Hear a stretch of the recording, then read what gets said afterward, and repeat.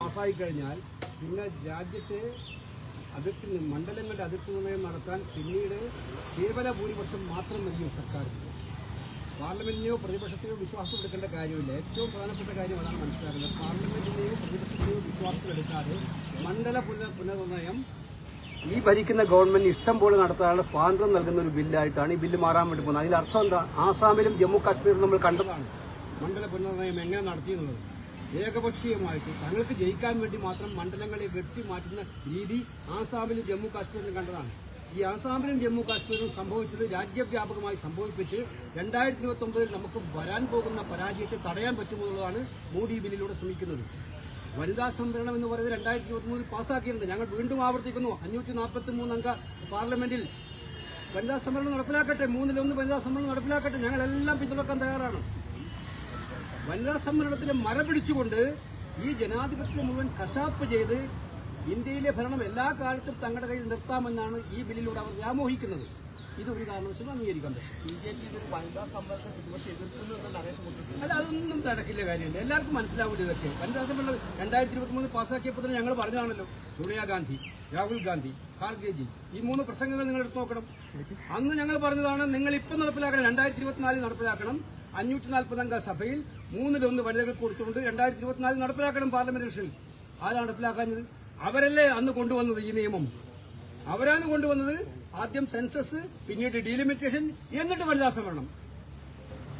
ഈ കോൺസ്റ്റിറ്റ്യൂഷൻ ഭേദഗതി കൊണ്ടുവന്ന ആരാണ്? പ്രതിപക്ഷമാണോ? കോൺഗ്രസ് ആണോ? ഞങ്ങളെന്ന് ആവശ്യപ്പെട്ടത് 543 അംഗ സഭയിൽ, ആ സഭയിൽ 1/3 വനിതകൾക്ക് കൊടുത്തുകൊണ്ട് വനിതാ സംവരണം ഉറപ്പാക്കണമെന്നായിരുന്നു.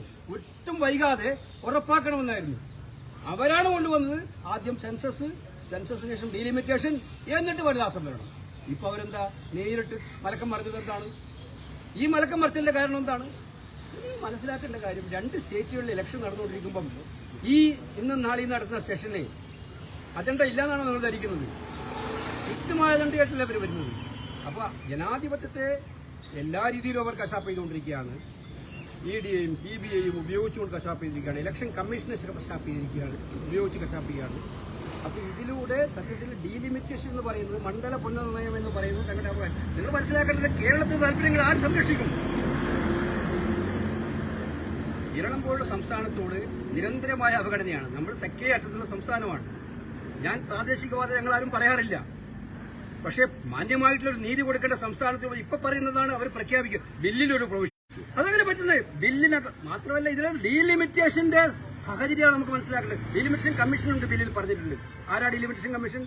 ഇവർ നിശ്ചയിക്കുന്ന സുപ്രീം കോടതി റിട്ടയർഡ് ജഡ്ജി. അത് നമ്മൾ കണ്ടു. ആസാമിലും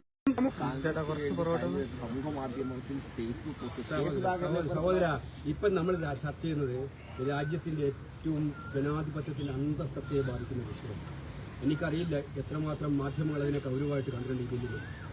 ഞങ്ങളെ കുറ്റപ്പെടുത്തുന്ന അതിനെ ഉപയോഗിക്കുക. അങ്ങനെയാണല്ലോ ദേശീയ മാധ്യമങ്ങൾ ചെയ്യുന്നുണ്ട്. അതും വനിതാ സമ്മേളനത്തിന് നമ്മളിത് 2023 പാസ്സാക്കിയിട്ട് 3 വർഷക്കാലം അത് വെച്ചുകൊണ്ടിരുന്ന ഗവൺമെന്റിന് ഒരു കുഴപ്പമില്ല. 543 അംഗ സഭയിൽ 1/3 അപ്പോൾ തന്നെ ചെയ്യാത്ത ഗവൺമെന്റിന് കുഴപ്പമില്ല. ഞങ്ങൾക്ക് ആ കുഴപ്പം.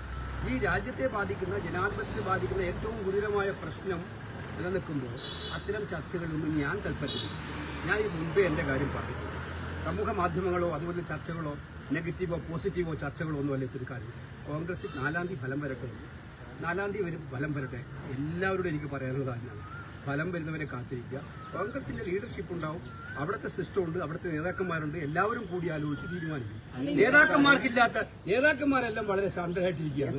അതില്ലാത്ത ഞാൻ പറഞ്ഞ ആര് പറഞ്ഞാലും ഞാൻ പറഞ്ഞത് എനിക്ക് അവരോടാണ് പറയാനുള്ളത്. ഈ കാര്യത്തിൽ പൊതുജന മധ്യത്തിൽ വലിച്ചിട്ട് ചർച്ച ചെയ്യേണ്ട കാര്യമല്ല ഇത്. ഞാനത് സ്ട്രോങ് ആയിട്ട് ബിലീവ് ചെയ്യുന്ന ആളാണ്. ഞാനൊരു ആസ് എ പാർട്ടിമാൻ പറയാൻ ആഗ്രഹിക്കുന്നത് 4-ാം തീയതി റിസൾട്ട് വരെ ജനങ്ങൾ നമുക്ക് അനുകൂലമായി വിധി എഴുതിയിട്ടുണ്ടെന്നുള്ളതാണ് ഉറച്ച വിശ്വാസം.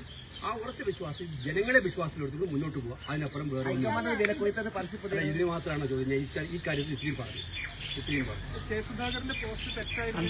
ഞാൻ പറയുന്നല്ല, ഓരോരാൾക്കും അവരുടെ സ്വാതന്ത്ര്യം അദ്ദേഹം സീനിയർ. ഞാൻ പറയുന്നത് പരസ്യ വിവാദങ്ങളിലേക്ക് പോകാതിരിക്കലാണ് നല്ലത് എന്നുള്ള കാര്യം ഞാൻ പറഞ്ഞു മാത്രമേ ഉള്ളൂ. ഇതിപ്പം കേസുകാരൻ മാത്രമല്ല, ആരായാലും ഞാൻ പറയുന്നത് അങ്ങനെയാണ്. നമ്മൾ പറയേണ്ടത് സ്വാഭാവികമായിട്ടും നമ്മൾ വേണ്ട ഇത്തരം ചെയ്ത കാര്യങ്ങൾ അങ്ങനെയാണ്. ചില മാധ്യമങ്ങളൊക്കെ ഇന്നലെ മിഞ്ഞാന്നൊക്കെ ചർച്ച ചെയ്ത് എന്നെക്കുറിച്ച് ചർച്ച ചെയ്തതിനെക്കുറിച്ച് പ്രവർത്തനങ്ങളിൽ വിഷമമില്ലേ? ഇല്ലേ? നമ്മൾ വട്ടപൂജ പൂജ ആയിക്കോട്ടെ. ഞാൻ കഴിഞ്ഞ 10 കൊല്ലമായിട്ട് ഞാൻ ഇത് കേട്ടുകൊണ്ടിരിക്കുകയാണ്. മനസ്സിലായില്ലേ? ഈ വിമർശനമൊക്കെ കേട്ടു. ചില പാർട്ടി അവരാണ് തീരുമാനിക്കുന്നത്, അവർ തീരുമാനിക്കട്ടെ. ഓ അത് ശരി. സഹോദര, ഞാൻ പറഞ്ഞു കൃത്യമായി വെയിറ്റ് ഫോർ ദ റിസൾട്ട്. ഈ റിസൾട്ട് കാരണം ഇതിനകത്ത് ഞാൻ എൻ്റെ കൃത്യമായ കാര്യം പറഞ്ഞു.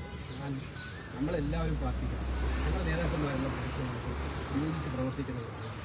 ആ പ്രവർത്തിക്കുന്ന യോജിപ്പ് ഇപ്പോഴുണ്ട്. കേരളത്തിലെ കോൺഗ്രസ് ഭയങ്കര ഉരുൾപൊട്ടലുണ്ടാവും തെരഞ്ഞെടുപ്പിന് മുമ്പ്. ഇതായിരുന്നു നിങ്ങളെല്ലാം പറഞ്ഞുകൊണ്ടിരുന്നത്. സ്ഥാനാർത്ഥി നിർണ്ണയം വന്നാൽ ഭയങ്കര ഉരുൾപൊട്ടലുണ്ടായിരിക്കും, വലിയ കലാപമായിരിക്കും ഉണ്ടാകുന്നത്. കേരളത്തിൽ ഒന്നും ഉണ്ടായില്ല. സ്മൂത്തായിട്ട് എല്ലാവരും യോജിച്ചു. അതുപോലെ സ്മൂത്തായിട്ട് കാര്യങ്ങൾ നടക്കും. പാർട്ടിക്ക് ഒരു ലീഡർഷിപ്പ് ഉണ്ട്, അതനുസരിച്ച് പാർട്ടിക്ക് വ്യവസ്ഥാപിതമായ മാർഗ്ഗങ്ങളുണ്ട്, നേതാക്കന്മാരുമായിട്ടുള്ള ഡിസ്കഷൻ ഉണ്ടാവും. ഇതെല്ലാം കൂടി എനിക്ക് ഒന്നിച്ചിരുന്ന് തീരുമാനമെടുക്കും. അതൊന്നും അതുകൊണ്ട് എനിക്ക് പറയാനുള്ളത് ഇത്തരം പൊതു ചർച്ചകൾ ഒഴിവാക്കണം എന്നാണ് എനിക്ക് അത് ശരി. എനിക്ക് ഇതിന്റെ ചോദ്യം കെ സുധാകരനെ കുറിച്ച് അല്ലല്ലോ ഞാൻ പറഞ്ഞത്. കെ സുധാകരൻ ഇന്നലെ പൊതുവായിട്ടുള്ള കാര്യമാണ് പറഞ്ഞത്. നിങ്ങൾക്കപ്പോ ഈ ഡിലിമിറ്റേഷനെ കുറിച്ച് ഒരു താല്പര്യമില്ല. അതാണ് ഉദ്ദേശം, എനിക്ക് മനസ്സിലായി. ആ ചർച്ചകൾക്ക് ഒരു താല്പര്യമില്ല. ചർച്ച വീണ്ടും കോൺഗ്രസിനകത്തെ ഈ രാജ്യത്തെ ബാധിക്കുന്ന ഏറ്റവും ഗൗരവതരമായ പ്രശ്നം ചോദിക്കാൻ വന്നിട്ട് നിങ്ങൾ ചോദിക്കുന്ന ഇതാണ്. മനസ്സിലായില്ലേ?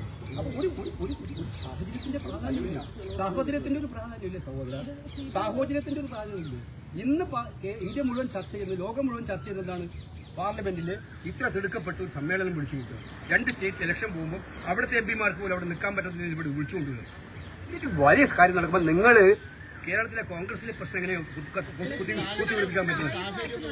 അല്ല, ഞാൻ പറഞ്ഞ ഞാൻ എല്ലാവരോടും പറയുന്നത് തന്നെയാണ്. നേതാക്കന്മാരെല്ലാം വളരെ വളരെ സീനിയർ നേതാക്കന്മാരാണ്. ഞങ്ങളെല്ലാവരും ഒന്നിച്ചാ ചെയ്യുന്നത്.